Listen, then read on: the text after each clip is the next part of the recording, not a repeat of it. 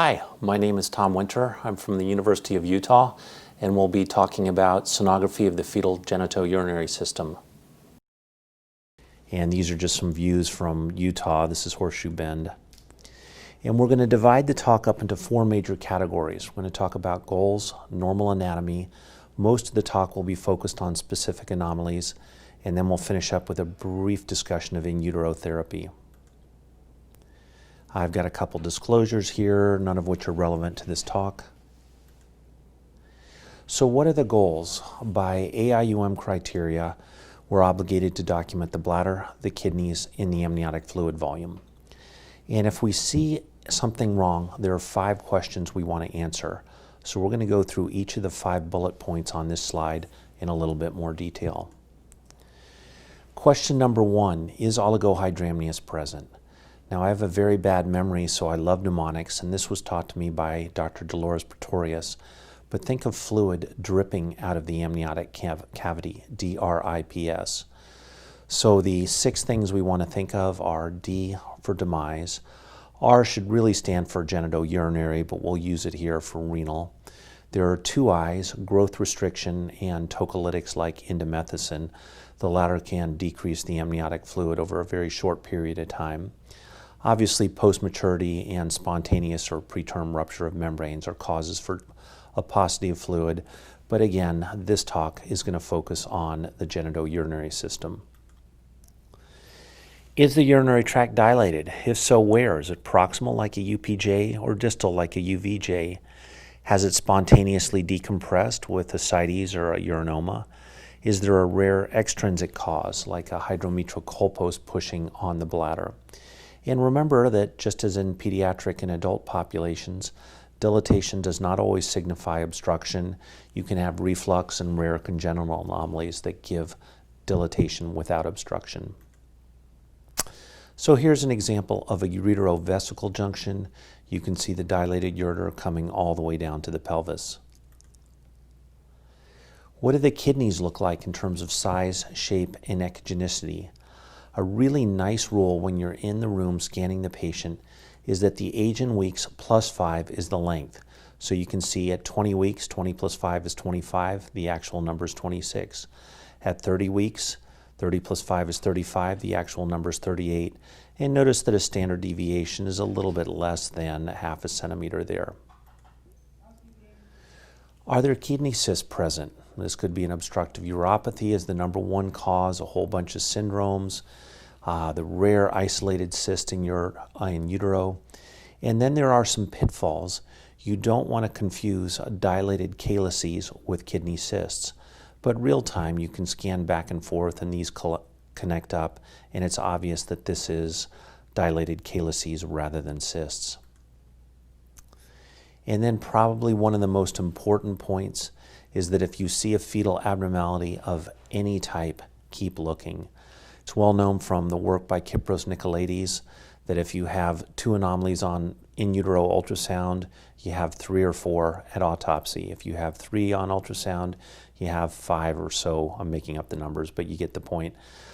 So have a structured search pattern and don't get burnt, but just keep looking at everything. And so here's an example of bilateral cystic dysplastic kidneys, but you don't want to stop there because this kid had anencephaly, and this was a form fruste of Meckel-Gruber syndrome, which has a 25% recurrence risk because it's autosomal recessive, whereas just bilateral multicystic dysplastic kidneys would be much more down in the 2 to 5% recurrence risk. When I talk about physics, the residents run screaming from the room, but we'll have a brief introduction to physics. This is just kind of cool if you like history. But these were the first acoustic amplifiers. This was World War I, and they were trying to detect planes. This was pre-radar. So there was nothing electronic in any of these setups here. But you can see just simple acoustic amplification with a human in the center of it, and these just get more and more elaborate as you go through the examples. I think my favorite one is coming up here. This looks like something from Alice in Wonderland here. But again, no electronics. These are just acoustic amplification of noise. So that's the only physics we're going to talk about in this lecture. Okay, normal anatomy. So let's start with the amniotic fluid volume. In the 1950s, when radiation was our friend, they used to inject radioactive isotopes into the amniotic cavity to quantify the volume of amniotic fluid. Can you imagine trying to get that by an IRB today? But now we do dye dilution, and roughly a third trimester fluid volume is a little bit less than a liter. Remember that before 16 weeks, the fluid volume may be normal without renal function because the fluid will kind of leak out through the skin because the skin hasn't keratinized and cornified. Conversely, if you have a normal fluid volume in the second half of gestation, you've got at least one functioning kidney. It may be a pelvic kidney or cross-fused ectopia, but there is a kidney in there. A normal amniotic fluid volume generally signifies a pretty good prognosis in the setting of a genitourinary abnormality. And although most GU abnormalities cause a paucity of fluid, there's a couple that can cause a paradoxical polyhydramnios, a unilateral UPJ, multicystic dysplastic kidney, mesoblastic nephroma, the megacystis, etc. there. So here's just 3 different papers pulled together by Dr. McGann, who's kind of the guru of amniotic fluid volume on ultrasound. But you can see that again in the third trimester it peaks around 800 cc's. Probably the best way to assess amniotic fluid is just to look at it. And there's obvious lack of fluid in crowding with oligo, and the kid is swimming with poly there. And there's some literature showing that an experienced operator just looking at it is as good or better than the semi-quantitative methods. So here's an example of a pseudo-omphalocele. This is not an omphalocele, it's just the belly being squished by a paucity of fluid. Now there are 2 semi-quantitative methods. One is the single deepest pocket or maximum vertical pocket or maximum deepest pocket, has a couple different names. And depending where you want to be on the ROC curve and which author you choose, there's different literature out there. But I think most people say single deepest pocket has to be over 2 and under 8. And just like amniotic fluid volume, you measure down to the cord or the arm. You don't go all the way through it. So here's an example of a single deepest pocket of 4 centimeters on this nice extended field of view imaging of a complete posterior placenta previa. Amniotic fluid index is the other one. You just take all 4 quadrants, paying attention to measurement technique. It's got to be more than a centimeter wide, and you measure down to quarter part. You add them up. It's always normal is always between 10 and 20. Here's an example of 4 pockets there. You go to these charts by gestational age and put it at a percentile right there. There's all sorts of data out there, but realize that a couple things about amniotic fluid index. Even though between 5 and 8 may be less than the 5th percentile for age, there are 2 ACOG practice bulletins as saying that an AFI of greater than 5 is normal fluid volume. You shouldn't alter management. And then, like everything in medicine and life, there are variables here. If you put mom in left lateral decubitus position, you'll get a lot more fluid. If you have mom go down to Starbucks and chug a bunch of fluid, baby's amniotic fluid volume can increase by about 1/3 right there. Now we have 2 semi-quantitative methods, the SDP and the AFI, and I won't bore you with all the literature, but essentially everybody is coming down on the side of the maximum vertical pocket now, saying that it's just as sensitive as AFI at picking up a paucity of fluid, and it has many fewer false positives there, so we don't torture patients and overmanage them. So here again is just talking about how the SDP is preferred. It's easier to do and it has less false positives, especially in twins. And again, remember the width of the pocket has to be greater than a centimeter, and you've got to measure it properly. Moving on to kidneys, they're seen, around 14 weeks. You start to see the corticomedullary differentiation around 16 or 18 weeks. We already talked about the renal size. Don't confuse the hypoechoic medullary pyramids with hydronephrosis. That's a mistake I made many times early in my career, but the renal cortex is very echogenic in fetuses and peds up to 6 months, so these are the normal pyramids, not to be confused with hydro. We do a fair amount of fetal MR in our practice. Here's a coronal view showing the kidneys, a sagittal view showing the kidneys, in axial view showing the kidneys. You can use Doppler to find the renal arteries. Works great in theory and in books. It's not quite so robust in practice, but it's a nice thing to look for. But just be aware that you can be confused by splenic arteries, by lumbar arteries, etc. So here's a fetus around 20 weeks. 20 plus 5 is 25. And instead, this is almost double the length, which is going to be, cube the volume. So this is a huge kidney on the left. Similarly, a huge kidney on the right. Then we have a big tongue. And since we're in medicine, we can't say big tongue. We say macroglossia. So this is a pretty classic appearance for Beckwith-Wiedemann syndrome. This has management implications. So again, renal size is length is age in weeks plus 5. Urinary bladder, usually see it after 13 weeks. Here's a little boy peeing right there. The British, only they would have the tenacity to do a study like this, but they measured the length, the width, and the height of the bladder every 2 minutes for 24 hours, and that's where they get numbers like it fills and empties every 30 minutes per hour and produces 30 cc's per term. And since I just showed a little boy, here's a little girl taking a leak in the amniotic fluid right there. So Doppler is really nice for things besides blood flow. Think of looking for choanal atresia when you're breathing. Doppler is really nice for that. 3-vessel cord. In practice, if we see 2 arteries around the urinary bladder, here's 2 different cases, we infer that this is a 3-vessel cord. It's a good rule, but we published a paper years ago going through all of our 2-vessel cords, as you see here, and found a very small percentage of them actually had 2 arteries around the bladder, and this kid actually had a meningomyelocele. Now, who knows the strength of this association? So in default, we use this, but just remember that if you can, try to get it in the amniotic fluid volume, and that may be a little bit more robust. Gender determination. Be very, very careful here.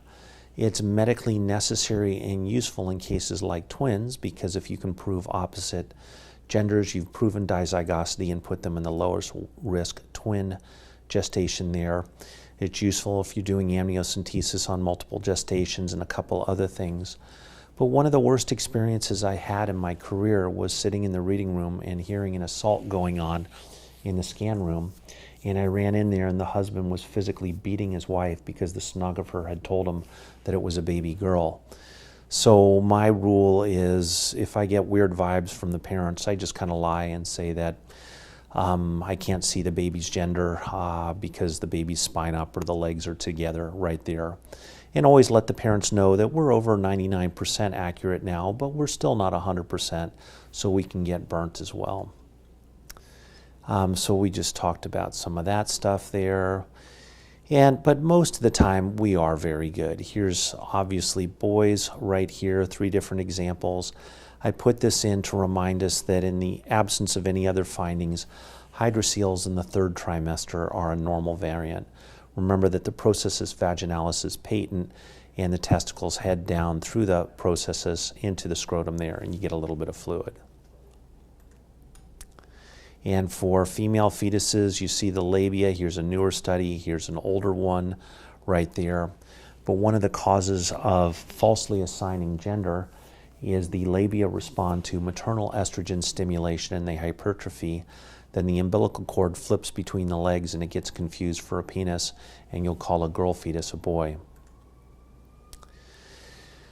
Getting on to specific anomalies, pretty much anything you've seen or studied in the pediatric or adult population may be seen here. So here's a PET study from last summer showing increased uptake at the dome of the bladder there. This was a urachal carcinoma. And here we are in utero showing the relevant embryology. Look at the allantois and the urachal connection there at the dome of the bladder.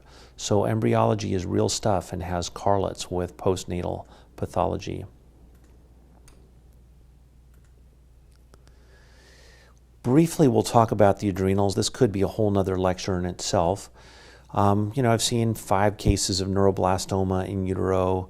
you can have hemorrhage or something like that. But normal adrenals are quite a bit bigger in utero than they are postnatally. So here is a normal adrenal prenatally in 2 different patients. And this is a neuroblastoma, hyperechoic, wrapped around the aorta. And this was called a Mesoblastic Nephroma outside, but notice that it's wrapping around the aorta there. It's in the retroperitoneum. This is not centered in the kidney. Here's that fetus on an MR. You can see it's sitting above the kidney right there. So this is neuroblastoma in utero. And here's one of 2 cases I've seen where the neuroblastoma actually gave liver mets and placental mets, and both kids did great postnatally with chemotherapy. So this is equivalent to the stage 4S that, despite widely metastatic disease, responds well to modern therapy. Here's one that was called a neuroblastoma outside, big echogenic mass, apparently in the abdomen. But remember that the posterior costophrenic sulcus comes down low. So here's the extralobar sequestration displacing the lung and the heart. So remember that thoracic abnormalities can mimic abdominal pathology if you don't scan yourself. And here's another CCAM. You can see that if we cut posteriorly, we'll get something that might be confused with a abdominal process. Kidneys, here's a cute example of a horseshoe kidney. You can see just like this here. So it looks just like it does in pediatric and adult population. Hydronephrosis is a big thing. People have been talking about this for years. Typically male fetuses, there's been a bazillion measurements postulated over the age. In reality, all you need to do is the frontal view of the AP diameter of the renal pelvis and assess for calyceal dilatation. Those are the 2 things on the most recent version of our assessments. This was, until earlier this year, this was the standard, 4 millimeters before 33 weeks and 7 millimeters after 33 weeks. We're now using 4 millimeters before 28 weeks and 7 after 28. It's kind of complex. Take a look at the paper done by NIM. It was an NIH consensus panel there. You probably have to post it in your reading room because it's divided into antenatal 1, 2, and 3 risk factors. Depends on the AP diameter of the pelvis, the intrarenal collecting system dilatation, and then there's specific recommendations about follow-up that follow that. Couple points though. Number 1, this is kind of pseudoscience. A nice paper by Wayne Persutti showed that if you looked long enough, using a 5 millimeter threshold, 2/3 to 3/4 of the patients would be both normal and abnormal over 2 hours. Number 2, if mom goes to Starbucks and drinks, she may have fetal pyelectasis there. And then number 3, remember Roy Philly's superb editorial, Obstetric Sonography, the best way to terrify a pregnant woman. If you, in general, if the AP diameter of the renal pelvis is under 10 millimeters and there's not any associated findings, it's almost always a normal variant there. So you don't want to terrify the parents. So what to do? This was the penultimate recommendation here using the 4 and 7. Then there's another one after this. Again, a lot of these are not data-driven, they're expert opinion. But if you want to stay current, take a look at the paper by NIM that came out a bit after this one. So UPJ obstructions, one of the most common causes of in utero obstruction. This is one of these that can give you a paradoxical polyhydramnios. And the prognosis depends on the opposite kidney, amniotic fluid volume, and assuming it's isolated. So here's a bad UPJ, a little bit of overwork of the other kidney, but it's fine. This kid did great. Here again is a UPJ, but the other kidney was happy. The amniotic fluid is happy. This kid did great. Here's a big bad UPJ. Remember that we said 10 millimeters, even though we start calling it at 4, it's not till it gets to 10 that it tends to have a correlation with postnatal outcomes. So here's a big one, a little bit of pyelectasis on this side. Here's the bladder, but big UPJs. So you can see these severe ones all look the same, but there was normal amniotic fluid volume there, and this kid did fine. There's a weak association of pyelectasis and Down syndrome. This is one of the first soft markers that was described. Fortunately, this is all going away with the advent of the non-invasive pregnancy testing. But if you don't have access to the NIPT or NIBD or cell-free fetal DNA, it keeps changing names, you may want to realize that this is a soft marker, and in isolation it has a very low predictive value, but if you have a bunch of other things, you're going to worry about Down syndrome. So here's an example of a fetus with Down syndrome with mild bilateral pelvic caliectasis who also had a bunch of other soft markers. Okay, renal agenesis. If it's bilateral, it's lethal. If it's unilateral, you do just fine, assuming the other kidney is okay. Remember that if it's unilateral, you're going to have an association with uterine problems if you're a gal, and seminal vesicles stuff if you're a boy, right there. But if it's bilateral, it's a tough diagnosis to make because you have anhydramnios. And so in the old days, we would put amniotic fluid volume in by just putting in isotonic fluid with the reverse amnio and look. We almost never do this now because anhydramnios at 18 weeks has a horrendous prognosis regardless of the cause. And remember, if you see the bladder filling and emptying, you have a kidney in there. You may not be able to see it, but it's present. So remember that we said that in utero, the adrenal is significantly larger proportionally wise compared to the kidney than it is postnatally. So you don't want to confuse this with the kidney. I've done that several times. Here's a fetal autopsy MRI in a different case showing how big the normal adrenal is. What are clues? You get the lying down adrenal sign or the pancake adrenal sign. Remember that this is not specific for renal agenesis. It could be cross-fused ectopia or a pelvic kidney, but it just means that you don't have a kidney in orthotopic location. As we talked about, you can also use Doppler to look at the renal arteries, but be careful. But here's a case of a normal kidney on the right side and that lying down adrenal sign on the left side. But we have normal stomach, normal amniotic fluid volume. This kid's doing fine. Again, normal kidney on the right, lying down adrenal on the left, normal amniotic fluid volume. Here is a cross-fused ectopia where you can see an extra renal artery going to the lower pole there. Here's in utero, and this is where MR is nice. If you don't have the amniotic fluid volume, that really hurts you in ultrasound, but it doesn't hurt you in MR. But here's a case of unilateral agenesis. And here's some Doppler just showing normal right kidney, lying down or pancake adrenal sign on the left side, normal right renal artery, no left renal artery. And that's isolated, but look at this case. Compensatory hypertrophy of the right kidney in utero, no kidney on the left side, and this was trisomy 18. So obviously prognosis and management are 180 degrees different if you have renal agenesis as a normal variant versus associated with Edwards syndrome. So don't get fooled by the adrenals like I did in this case. Early on in my career, I said there's no fluid, but look, there's a kidney there. And I took pictures of it, so went through a long differential. And here's the other kidney that I said, oh, there's the kidney there. But when an autopsy was done, those were hypertrophied adrenals. And you can see in this case, different patient, absolutely no evidence for a renal artery on either side. And here's just some necropsy examples showing bilateral renal agenesis, 2 different patients there. And there's nothing in the retroperitoneum, and we'll compare that to the polycystic kidney disease coming up. Cross-fused ectopia, again making the point that anything you can see in utero, you can see postnatally. So here's just a big lumpy bumpy kidney, no kidney here. This is not agenesis, it's cross-fused ectopia.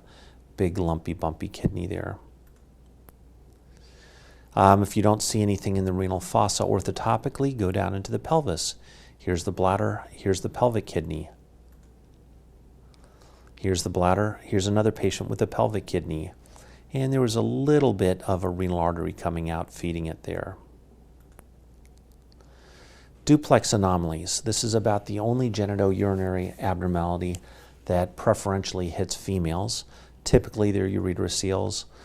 Everybody that's passed boards has memorized the Weigert-Meyer rule, so the upper pole moiety inserts inferior and medial and obstructs, and the lower pole refluxes. So here you can see the upper pole obstructing, the lower pole refluxing, and there's a gigantic ureterocele. Here's another one, gigantic ureterocele, and then upper pole obstructing, lower pole refluxing. Ureterocele in the pelvis. So these look just like they do when you're picking them up in children or adults. Upper pole obstructing, lower pole refluxing. Here's the right kidney, hydronephrotic, big dilated ureter coming down to the bladder. Here's the ureterocele. Again, see how these all look the same. Upper pole obstructing, dilated ureter, ureterocele, ureterocele. 15% of the time they're bilateral. This is from Dave's book here. Here's a really cool one from Dr. Sepulveda in Chile. And this just turned out to be a bilateral ureterocele. You can see upper pole obstructing, lower pole refluxing, but they just look kind of funny in the bladder there. Cystic renal disease, the two things we're going to commonly see are multicystic dysplastic and an obstructive uropathy. In adults, all the time we see isolated renal cysts. This is the only one I've ever seen in utero. They're incredibly rare. We were worried that this was a cystic neuroblastoma, but it turned out to be an isolated cyst. Multicystic dysplastic kidney, not uncommon. Most of the time it's unilateral, almost pathognomonic appearance, rarely associated with other things. But 40% of them have contralateral renal abnormalities. And again, there's some debate about whether to offer amniocentesis or not for genetic testing. I don't think that's settled. Our MFM docs generally do. So embryology, this is just a very severe form of a UPJ obstruction. So remember that the metanephric blastema has to meet the ureteric bud in utero. If they don't, you get the most severe form of a UPJ, which is an MCDK. Here's what they look at path. Here's an autopsy we did with MRI showing bilateral MCDK. Sonographically, really the only differential would be a UPJ, but in a UPJ these cysts communicate. Here they don't communicate at all. Here's another one, just a classic appearance for MCDK. There's really nothing else that it's going to be.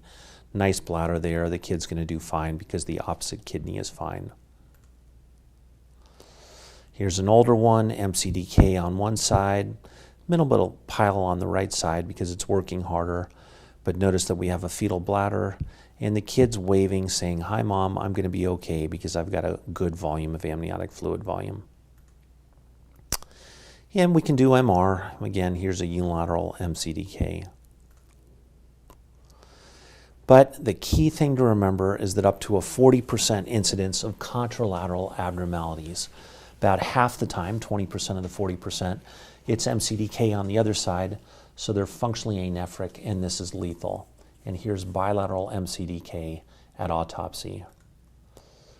MCDK here. This is not the bladder. This is a gigantic cyst on this kidney. Notice that there's no amniotic fluid volume around.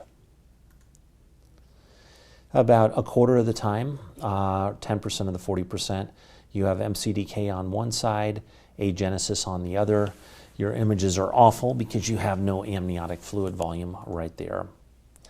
And about a quarter of the time, the other 10 out of 40%, you have hydro on the other side, typically from a UPJ, and your prognosis depends on, here's your MCDK, here's your UPJ, how severe is this UPJ? If it's mild and fluid is getting to the amniotic cavity, great. If it's severe and you don't have enough fluid, that's bad. Here's one where MCDK on the left, and the UPJ on the other side. We actually attempted to insert a drainage catheter into this, but I think it was too little, too late, and it didn't work. Then the other common type of cystic change that you'll see in the kidneys is a sequelae of obstruction, typically posterior urethral valves. There's a couple other rare things that'll cause it. So this is what it looks like at autopsy, just multiple cysts and calcifications. It's important to mention these cysts, because if you see cystic change in a kidney as a result of obstruction, that means the kidney is not working. It's histologically abnormal, and no amount of heroic therapy with in utero rocket catheters is going to work. Again, if you looked at just the top here, you'd say, oh, that's bilateral MCDK, but we've got a bladder. This is posterior urethral valves, and given that we have cystic change here, even if you drain the bladder, these kidneys aren't working. It's too little, too late. And here's another case. Here's another one. These are all posterior urethral valves, but if you had urethral atresia or cloacal agenesis, it could give this. Here's a fascinating one from last summer, just showing the change. We had a UPJ, and we just thought, okay, it's a UPJ, let's follow it up. And I think this was 6 weeks later, and look at how we've got cystic change in the kidneys 6 weeks after a UPJ. Then there's a bunch of rare things that can cause cysts. Autosomal recessive polycystic kidney disease, also known as infantile. Remember that there's an association with hepatic involvement here. These children do not live because of pulmonary hypoplasia, but despite the name of polycystic kidney disease, remember that we don't see the cysts at ultrasound, 100% of the time there. So you're seeing dilated tubules. So here's an example. Look at the size of these kidneys. Different case. Notice that we do not have dilated cysts that we can see here. You have to go down to a microscope to see them. Here's a bunch of different cases. Big echogenic kidneys, poor differentiation there, 5 centimeter long kidneys in 20-week kids, abnormal. Here's 5 to 6 centimeter long kidneys in an 18-week kid. Big echogenic kidneys without cysts. Again, echogenic kidneys without cysts, but no fluid. Echogenic big kidneys without cysts, no fluid. And the most spectacular case I've seen, this is an 11.6 centimeter kidney. Most of us in this room have kidneys of this length. And at autopsy, here's the kidney. Again, notice that you don't see cysts. Here's the heart, here's the lungs, here's the liver. And this is an adult-sized kidney in a preterm fetus there. Here we have an MR autopsy showing it. Here's a classic necropsy showing how gigantic these kidneys are, displacing the liver out of the abdomen. Autosomal dominant, let's skip this. It's really rare. Generally, just take a look at the mom and you know that she has it there. Tends to be less severe than the autosomal recessive. I got these from Dolores's paper because I don't know that I've ever seen a case of it. Syndromes associated with renal cysts, the typical trisomies, we already saw Meckel-Gruber, and the list goes on and on and on. But remember associations. This was a Jeune syndrome here, but more importantly, look at this one, bilateral cystic dysplastic kidneys. Here we are at autopsy. And then notice the posterior occipital and cephalocele. This has a 25% recurrence risk, and you can see the classic at autopsy postnatal polydactyly, postaxial, meaning that it's coming off the pinky or the little toe side there. So the triad of Meckel-Gruber is the cystic dysplastic kidneys, the postaxial polydactyly, the cephalocele, and obviously you don't get good pictures because there's no fluid. And we've seen a couple cases, moms doing crack and we see cysts in their kidneys. Is this an ischemic phenomenon? Who knows? It could be just an association. Finishing up kidneys, mesoblastic nephroma is pretty much the only solid mass you'll see in utero other than a cross-fused ectopia. It's got a bunch of different names there, Point to make, there's never been a renal cell in utero. There's only been 2 case reports of Wilms in utero that I'm aware of. So these are benign tumors. They're associated with poly. They generally take them out though at some point. So huge kidney right here, huge kidney mass right here associated with poly. Big kidney mass. Here we are at autopsy, or not at autopsy, surgery. These things can be hypervascular. Prenatally, look at all the blood flow going into them.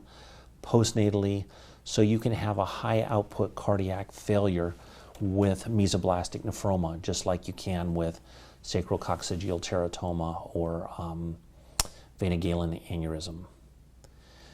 Moving into the ureters, a big ureter, we're in medicine, so we have to say megaureter. This could be obstruction from UVJ or ureterocele, could be reflux, or could be neither. Lots of times other GU anomalies are present. Only differential is to distinguish ureter from bowel, but the ureter generally touches the spine, starts from the renal pelvis, and extends behind the bladder. So big dilated ureter coming down, hydronephrosis, big dilated ureter coming down, hydronephrosis, big dilated ureter coming down. They all look the same. Here's a cine clip showing hydronephrosis in a big dilated ureter coming down. This is a UVJ right here. Big bladder, megacystis. Let's divide this into 2 categories. In the first trimester, again, Kypros Nicolaides, like he has for so many things, has led the way here. So they define it as a bladder of over 7 millimeters at the time of the 10 to 14 week scan, male predominance, and it does have an association with renal anomalies like you'd notice, but the interesting thing is it's got about a 25% association with aneuploidy or funny chromosomes right there. It's typically Patau syndrome, then Edwards, not Down syndrome right there. So if you see this, obviously you're going to follow it up because you're worried about posterior urethral valves or whatever. But even if the kidneys are normal, you're at increased risk for aneuploidy, and you're going to want to look at the nucleolucency then. And again, as we're moving to routine use of the cell-free fetal DNA, this will become less and less of an issue. But moving into later in pregnancy, it's typically posterior urethral valves. This is one of the times when it's important to determine gender. Again, these are associated with other things in the GU system, other things structurally and chromosomal. There is a differential of a urethral stricture, persistent cloaca, megacystis microcolon, etc., but it's almost always posterior urethral valves. So what are the ultrasound findings?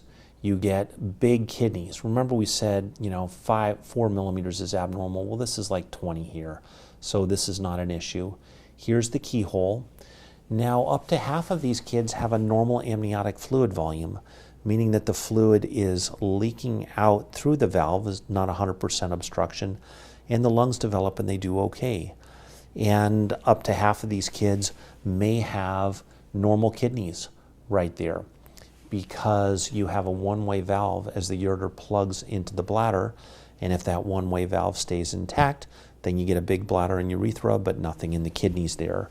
But at boards in Louisville, we're going to show cases like this. So again, here you can see just big dilated kidneys bilaterally, big ureter right here. If you see cortical cysts like we saw earlier in the lecture, that means there's no point in doing heroic measures and draining the bladder. Here's the dilated proximal urethra, the keyhole, spontaneous decompression, urinary. Here's a kid we saw. This is mom's bladder. There's no fluid around the baby. Here's the placenta. Here's the bladder. Comes back for follow-up, and the bladder's popped. Here's urinary outlining bowel loops. Here's another one. You can see on July 22nd, we have the keyhole appearance to the bladder there. Huge bladder, echogenic kidneys, no amniotic fluid volume. And then we come back 4 days later and notice that the bladder has ruptured. We have urinary outlining loops of bowel right there. And again, echogenic kidneys. And here are 2 autopsies of fetuses with posterior urethral valves, just showing how huge the abdomen can be. There is a differential. You can have Eagle-Barrett syndrome or the abdominal wall laxity, cryptorchidism, and genitourinary abnormalities, prune belly syndrome, that's the word I was looking for there. And sometimes it's tough to tell the distinction there, so you want to be aware of it. But typically the prune belly has a normal amniotic fluid volume, so the prognosis is going to be much, much better. Urachal remnants, here's the allantoic duct coming up there, and in a different fetus you can see the bladder, and then here's the urachal connection coming up. And then I put this in just for people getting ready for the registrar exams. For the longest time, there was only a couple cases of this floating around provided by Harris Finberg, and you'd see them in all the textbooks. But this is big bladder, tiny colon, intestine not moving syndrome there. It mimics posterior urethral valve in that you have a big bladder with hydronephrosis, but it's typically females with polyhydramnios there. And so again, this is from Harris, a big bladder, hydronephrosis, but microcolon. They'd given the kid a barium meal. It hadn't moved over 2 days, intestinal hypoperistalsis, megacystis. Finally saw my own case of it there, female fetus, huge bladder, but polyhydramnios. Fetal hydroceles, as we mentioned before, in isolation, these are normal. They document the testicles nicely there. Hypospadias, associated with a bent chordae there. Make the diagnosis with caution because most of the time it's just a funny position and the parents really freak out. Ambiguous genitalia, again, make the diagnosis with caution because the parents oftentimes freak out right here. This was a case of trisomy 18, so you really want to get a big subspecialty workup then. Fetal ovarian cysts are very common. They're seen in autopsy studies at about 30% of the time. It's in response to maternal estrogens there. Most go away within a few months after birth. But so here you can see female fetus, too many cystic structures in the belly, bladder, cyst, stomach. This is an MR on a different patient there. There's a couple maybe really out there papers saying that if you see a large one, you should go in and aspirate it in utero to prevent torsion. Most people think that's crazy, but here is one case of this that we saw. Here we are prenatally and postnatally. The kid comes in. Here's a debris level. There's no flow in this, so this was the rare case of an ovarian cyst leading to torsion. Finally, in utero therapy, the idea is if you have posterior urethral valves early on, if you can stick a double pigtail catheter, one end in the bladder, one end in the amniotic space, and decompress the bladder into the amniotic space, you may protect the kidneys there. So there's two issues with this. Number one is technical. I've got videos of kids grabbing these things and pulling them out. So we try to come in from the back, put little barbs on them like fish hooks so they won't come out. They often clog or they get sucked into the kid. But even if you had a perfect system, which we don't, the issue is, are you shutting the barn door after the horse is left?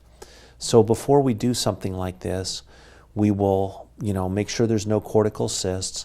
Then we'll do a puncture, take out the urine in the bladder, throw it away, do another puncture shortly afterwards to get fresh urine, send it to the lab, have them check it to make sure the kidneys are concentrating. And then if the kidneys are still working, then we'll go ahead and do this. A lot of debate about efficacy, but we'll do a couple a year of these. So here's an example, classic posterior urethral valves. We did all that, showed that the kidneys were working. And here you can see the needle coming in, and here we're coming in and deploying the rocket catheter right there. And this one went pretty well. Then the other thing is, if you have anhydramnios from whatever cause, should we just install amniotic fluid volume? And essentially the answer is no, but just like everything in medicine, there is a exception to it. Last summer there was a case where they did this every week or two for months and months and months, and the kid did kind of okay, but then the editors of the Green Journal said Be careful. This is the exception, not the rule right there. So our goals are to document the bladder, the kidneys, and the amniotic fluid volume. We want to look at normal anatomy. We want to look for specific anomalies, anything that we can see postnatally, and we talked about in utero therapy there. So document bladder, kidneys, and amniotic fluid volume. If you see something funky, answer these 5 questions. So I'd like to thank Dave and Ann and Harris for images there, Don for the early radar images, and Sierra Club for the old desktop calendars. Thank you very much.